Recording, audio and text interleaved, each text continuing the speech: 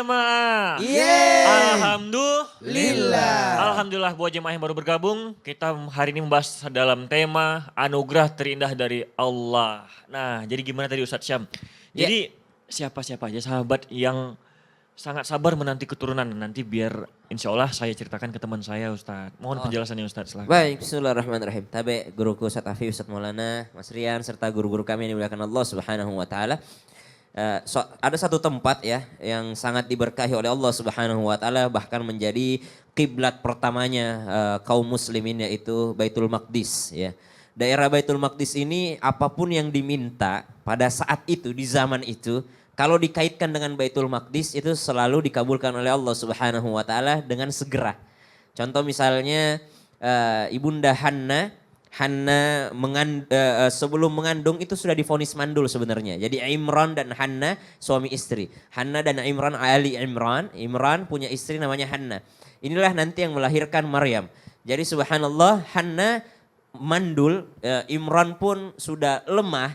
Akhirnya Hanna mengatakan bahwa ya Allah, kalau engkau berikan aku keturunan ini, kalau aku hamil ini ya Allah, maka anakku akan persembahkan, kuserahkan menjadi seorang yang menjaga Baitul Maqdis. Maka ternyata hamil, subhanallah. Akhirnya melahirkanlah seorang anak dan ditambah lagi doanya. Setelah hamil dibacakan lagi, anakku kalau lahir nanti akan menjadi seorang penjaga di Baitul Maqdis. Ternyata yang lahir adalah perempuan, yaitu Maryam. Tapi tetap dibawa ke Baitul Maqdis dan bertemu dengan Nabi Zakaria alaihissalam. Dan ternyata kisah ini berulang sama Nabi Zakaria alaihissalam juga sama. Tidak diberikan keturunan oleh Allah Subhanahu wa Ta'ala. Kemudian Nabi Zakaria meminta kepada Allah Subhanahu wa Ta'ala dengan kalimat yang sangat lembut. Walam akun bidu'aika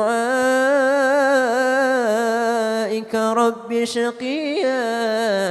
Kata Nabi Zakaria alaihissalam, ya Allah, saya tahu saya sudah lemah, saya tahu saya mandul, saya tahu orang-orang mengatakan saya nggak bisa punya anak. Tapi walam akum bidu'aika rabbi syaqiyya. Saya tidak pernah kecewa kalau saya mintanya kepadamu ya Allah.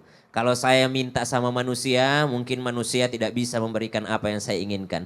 Mungkin awalnya mereka nolongin saya, tapi lama-kelamaan mereka juga gondok sama saya. Kalau saya minta tolong terus. Tapi kalau kepadamu ya Allah, saya berbisik kepadamu, engkau kabulkan doaku. Saya berjalan kepadamu, engkau lari datang kepadaku. Maka aku tidak pernah kecewa sama sekali kepadamu. Lalu ternyata Nabi Zakaria alaihissalam diberikan isyarat oleh Allah Subhanahu wa Ta'ala. Inni nubashiruka bighulamin ismuhu Yahya. Wahai Zakaria, kata Allah Subhanahu wa Ta'ala, saya akan membahagiakanmu dengan kelahiran seorang anak. Ismuhu Yahya, yang bernama Yahya, yang tidak pernah ada sebelumnya nama seperti itu. Maka Nabi Zakaria berkata, udah dikasih nih ya, udah dikasih. Nabi Zakaria masih interupsi aja. Masa sih Allah? Jadi dia yang minta dikasih sama Allah, dia juga yang nanya, masa sih ada ya Allah? Saya kan mandul, saya kan udah tua gini. Subhanallah. Maka diberikan isyarat oleh Allah Subhanahu wa Ta'ala, tidak bisa berbicara dengan kaumnya selama 3 hari kecuali membaca kitabnya, berzikir kepada Allah dan berbicara dengan isyarat. Maka setelah 3 hari tidak mampu berbicara, maka diberikan berita kehamilan oleh Allah Subhanahu wa Ta'ala kepada istrinya. Inilah beberapa kisah yang mungkin bisa kita ambil pelajaran. Satu, jangan pernah meremehkan kekuatan Allah Subhanahu wa Ta'ala, kuasa Allah Subhanahu wa Ta'ala. Yang kedua, mau seluruh makhluk berkumpul untuk menghalangi kita daripada rezeki kita, kalau itu memang sudah rezeki kita, pasti akan nyampe sama kita. Tapi biar seluruh makhluk membantu kita mendapatkan meraih sesuatu, kalau itu bukan rezeki kita, kita tidak akan pernah bisa mendapatkannya. Intinya, percayalah akan takdir Allah Subhanahu wa Ta'ala disertai ikhtiar yang maksimal, usaha yang maksimal, serahkan pada Allah dan doa jangan pernah putus. Wallahu ta'ala alam. Masya Allah, berarti kita harus ikhtiar dan doa jangan pernah putus. Putus, iya dong. Sabar tuh bukan ya udah deh kalau saya nggak punya anak ya udah deh, bukan. Sabar itu berusaha terus. Tetap berikhtiar, tetap Siap. berusaha. Yaudah nanti saya sampaikan ke teman saya insya Allah ya Siap. Ustadz Syam. Sama. Terima kasih Ustadz Syam. Sama-sama. Tapi Ustadz Afif, ini saya mau bertanya nih Ustadz Afif. Kadang ada yang manusia mungkin nggak sampai umur, bahkan belum diberikan kesempatan untuk diberikan seorang anak oleh Allah tapi udah dipanggil duluan. Apakah nanti di akhirat kelak Allah akan anugerahi seorang anak nantinya? Mohon penjelasannya Ustadz Afif, silahkan. Nah, mohon izin Ustadz Maulana, Ustadz Syam, Mas Rian dan seluruh pemirsa Islam itu indah yang dirahmati Allah. Bagi orang tua yang sampai meninggal belum dikaruniai anak oleh Allah Subhanahu wa taala, bersabarlah. Nanti kalau sudah di surga Allah Subhanahu wa taala, wa fiha ma tashtahihil anfus wa taludzul ayun. Maka di surga itu kita bisa minta anak kepada Allah. Bahkan dalam satu riwayat Nabi Muhammad SAW, siapa orang al-mu'minu man kana lahu fil jannah, orang yang sudah masuk surga, dia menginginkan anak, maka seketika itu juga fahamluhu wa wada'ahu, dia hamil, kemudian dia mengandung, dan seketika itu juga dia melahirkan tanpa butuh 9 bulan Ustadz. Nggak pakai 9 bulan, nggak pakai ngidam. Kagak ada ngidamnya. Kagak ada. Kagak Ada susah-susahnya, Bang. nggak melahirkannya. Jambu bang. Jambu. Nggak ada. Oh, nggak kagak ada. ada. Di surga itu kita pengen anaknya mancung langsung. Langsung ya. Jadi ibu, kanda, bapak dan siapapun yang masih belum punya keturunan, beribadahlah. Pastikan nanti kita akan mendapatkan keturunan di surga Allah Subhanahu wa taala. Amin. Amin ya Rabbal Alamin. Bila di masyarakat biasanya orang kalau 7 bulanan itu ada acara-acara membaca surah Yusuf, surah Maryam agar anaknya itu menjadi kalau surah Yusuf ganteng, anaknya jadi ganteng. Itu diharapkan seperti itu. Nanti di surga kita yang mesen. Ya Rob pengen mancung, ya Rob pengen matanya yang satu biru, yang satu hijau. Boleh. Saking itu di surga diberikan apapun yang kita barangkali dengan sabarnya kita tidak dikasih anak. Nanti di surga anak itu bisa kita pesen. Bersabarlah bagi yang belum punya keturunan. Bahkan para ulama ada yang tidak punya keturunan. Karena barangkali tadi betul kata Ustaz Syam, Imam Nawawi sibuk dengan kitabnya sampai dikhawatirkan menelantarkan istrinya sehingga beliau tidak menikah. Artinya apa? Tidak mempunyai anak, ada banyak caranya. Boleh jadi setelah ini juga kita adopsi anak atau kita ambil anak saudara kita untuk kita asuhnya. Itu semua adalah cara-cara barangkali yang bisa menyambut atau mengundang kita mempunyai keturunan. Dan yang paling penting adalah bahwa ketika kita sabar, innallaha ma'as sabirin, Allah beserta orang-orang yang sabar. Justru barangkali anak-anak kecil di surga itu nanti akan menanti kita, menanti datangnya orang yang ahli surga itu. Kenapa? Dia tidak punya anak, dalam kesedihannya ia tidak dikaruniai anak, dalam kesabarannya ia tidak dikaruniai anak. Maka Allah Subhanahu wa taala dengan kesabarannya, dengan kesedihannya membalasnya nanti. Jangankan 1, mungkin di surga kita pingin 1000 anak Allah kasih, tanpa hamil yang payah, tanpa pendarahan dalam persalinannya, tanpa itu semua. Kenapa? Karena Allah Subhanahu wa taala memberikan bonus atas kesabarannya. Wallahu a'lam. Masya Allah, ini ilmu banget buat jemaah di rumah. Mungkin yang pingin tahu tadi gimana ya kalau belum ada kesempatan di dunia untuk diberikan anak. Terima kasih banyak Ustadz Afif. Alhamdulillah. Alhamdulillah. Tapi Ustadz Maulana, ini terkadang banyak orang yang telah menikah, Iya, tapi kan belum diberi anak sama Allah. iya. Tapi dengan cara memancing. Memancing jadi kayak merawat atau mengadopsi anak dulu nanti baru Allah kasih. Katanya itu ada nggak sih? Ada nggak hukumnya memancing anak seperti itu? Mohon penjelasannya Ustadz. Terima kasih banyak Mas Rian, izin Ustaz Sam dan Ustaz Afif. Bismillahirrahmanirrahim. Allahumma salli ala sayyidina Muhammad wa ala ali sayyidina Muhammad. Merawat anak orang lain untuk memancing kehamilan. Saya pernah mengambil anak tapi ternyata belum dapat anak.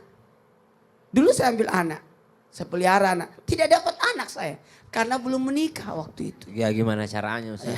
Jadi harus nikah dulu. Iya. Ngangkat anak, menikah supaya dapat anak. Artinya apa? Rasulullah juga pernah mengambil anak Zaid bin Harisah. Itu diangkat oleh Nabi jadi anak angkat. Lalu ada juga Anas bin Malik yang tinggal di rumah Nabi. Bahkan Sayyidina Ali pun tinggal di rumah Nabi. Dalam hal ini kita harus belajar bahwa ketika tadi Mas Rian bilang memancing supaya ada, itu adalah bagaimana kita mencuri keridhaan Allah. Sekali lagi, mencuri keridhaan Allah supaya Allah menitipkan. Nah, tadi Ustaz Afif tadi di awal acara sudah memberikan gambaran bagaimana kalau kita nitip. Pasti akan dikasih lagi atau dikasih titipan. Aku percaya dia, dititiplah. Nah, kalau ada yang nitip mobil ke saya pasti aman itu. Karena saya tidak tahu bawa mobil. Jadi aman gak kepake-pake. Jadi ada juga memperlihatkan kemampuan. Perlihatkan kemampuan sehingga Allah titipkan. Aku mau dong, aku mau dong. Ah, jangan sampai juga memaksakan diri sehingga kita justru menelantarkan anak itu. Karena mohon maaf, jangan sampai niatnya berubah. Oh, supaya ada anak. Pas anak datang, anak yang sudah diangkat tadi itu sudah ditelantarkan. Berarti niatnya salah. Niatnya salah. Kalau kau memang mengangkat anak, maka penuhi kebutuhannya sebagaimana perlakukan dia sama dengan anakmu. Tapi susah. Hati manusia kan pasti beda. Makanya mohon maaf, anak angkat tetap jadi anak angkat sampai kapanpun, bahkan tidak dapat warisan kan. Wah ini nih, aduh ya Allah. Makanya saya salut kepada orang yang bisa memelihara anak orang. Saya salut. Yang bisa bikin panti asuhan, oh saya salut. Karena kita mau apain, ini bukan anak kita loh. Itu hebat. Kalau kita merawat anak kita, anak kandung kita, itu biasa memang kewajibanmu. Tapi kalau dia merawat anaknya orang, dia rawat, itu luar biasa. Maka dalam hal ini hati-hati. Ketika kita mengangkat anak untuk memancing ada anak, jangan sampai niatnya berubah. Niatnya berubah. Justru juga bisa jadi bumerang buat kita, berbalas balik kepada diri kita. Justru jadi bahaya buat diri kita. Rasulullah SAW pun pernah diingatkan oleh Allah ketika Rasulullah merubah nama Zaid bin Muhammad. Padahal adalah Zaid bin Harisah. Diingatkan. Jadi tidak boleh merusak nasabnya anak. Bayangkan. Kita tidak boleh menelantarkan ketika punya anak lagi. Lalu anak itu tidak boleh namanya anaknya kita namanya. Tetap nasabnya kepada orang tuanya. Itu luar biasa. Masya Allah, luar Jadi, biasa. boleh-boleh saja. Tapi niatnya harus. Niatnya niat kebaikan. Untuk Niatnya kebaikan, kebaikan. mencuri perhatian Allah ya. Bagus. Masya Allah, terima kasih Ustadz. Sama-sama. Baiklah, jamaah di rumah pasti udah gak sabar nih untuk menunggu pertanyaannya dijawab sama guru-guru kita di sini. Maka langsung aja kita masuk ke segmen Tanya Dong Ustadz. Kami semua tanya dong Baik, Ustaz. pertanyaan dari hamba Allah. Assalamualaikum Ustadz. Katanya banyak anak banyak rezeki ya Ustadz. Tapi kenapa Allah belum memberikan rezeki yang layak kepada saya Ustadz? Dan saya hidup serba kekurangan. Sedangkan anak saya banyak. Apakah wajar saya mengeluh Ustadz? Mohon Ustadz Syam untuk menjawab tausiahnya. Bismillahirrahmanirrahim. Tabe guruku Ustaz Afif, Ustaz Maulana, Mas Rian serta guru-guru kami yang dimuliakan Allah Subhanahu wa taala. Wajarkah seorang manusia mengeluh? Wajar. Wajarkah seorang manusia bersedih? Wajar. Wajarkah seorang manusia galau? Wajar. Wajarkah seorang manusia untuk yakni mempertanyakan apa yang diberi Allah? Wajar, sangat wajar. Sebagaimana malaikat dan iblis sama-sama mempertanyakan ketika Nabi Adam alaihissalam diciptakan. Jadi malaikat itu mempertanyakan, ya Allah, kenapa engkau menciptakan manusia? Ya, inni ja'iluka fil ardi khalifah, ja'ilum fil ardi khalifah. Saya mau menjadikannya khalifah di muka bumi ini. Ya Allah, kenapa engkau menciptakan manusia? Kata malaikat, saya menjadikan mereka khalifah. Inni a'lamu ma la ta'lamun. Sungguh aku lebih mengetahui apa yang kamu tidak ketahui, wahai malaikat. Maka setelah itu malaikat mengatakan, subhanaka la ilma lana illa ma 'allamtana innaka antal alimul hakim. Jadi setelah mempertanyakan keputusan Allah, malaikat langsung mengatakan, subhanak, maha suci engkau ya Allah. Saya tidak tahu apa-apa kecuali apa yang engkau ajarkan kepadaku. Yang kedua, iblis juga mempertanyakan, kenapa engkau ciptakan Adam ya Allah? Kenapa engkau ciptakan manusia? Kata Allah, untuk menjadikan khalifah di muka bumi ini. Khalaqtani min nari wa khalaqtahu min tin. Aku lebih baik daripada dia. Kau ciptakan aku daripada api, engkau ciptakan ia daripada tanah. Maka iblis protes kepada Allah. Nah, di sini kita ambil pelajaran. Satu, boleh mempertanyakan takdir Allah, tapi jangan pernah menyalahkan takdir Allah. Malaikat mempertanyakan kenapa Adam diciptakan, tapi menerima. Iblis mempertanyakan kenapa Adam diciptakan, tapi tidak terima. maka terimalah apa yang diberikan Allah kepada kita, ridholah akan keputusan Allah. Itu yang pertama. Ibu mengeluh, silahkan mengeluh. Tapi jangan pernah menyalahkan, kenapa sih Allah memberikan saya banyak anak? Kan Allah tahu saya kesusahan. Tidak seperti itu. Justru mengambil pelajaran penting bahwa berarti Allah percaya kepada ibunda yang sedang mengirimkan pertanyaan kepada Islam itu indah. Yang kedua, ketika dalam kekurangan, maka sering-seringlah pandang orang yang berada di bawah kita.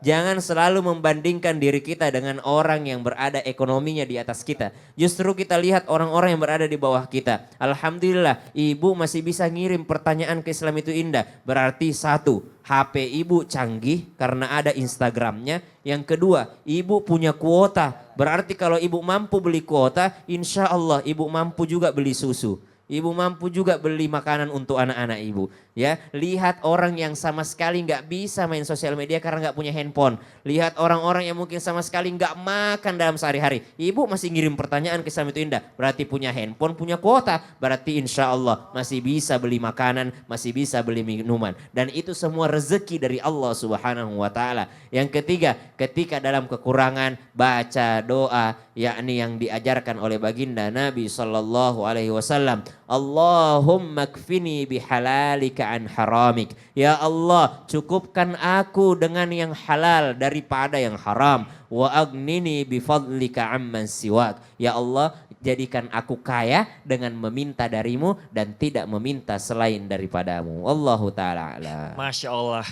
Jamaah, sebelum kita lanjut pembahasan ada info penting nih dari Mas Fadli. Silakan Mas Fadli. Terima kasih banyak Rian, Masya Allah hari ini bagus banget temanya Islami Indah. Mudah-mudahan bisa jadi ilmu yang bermanfaat buat kita semuanya ya jamaah ya. Nah ini Masya Allah, Non gimana sih?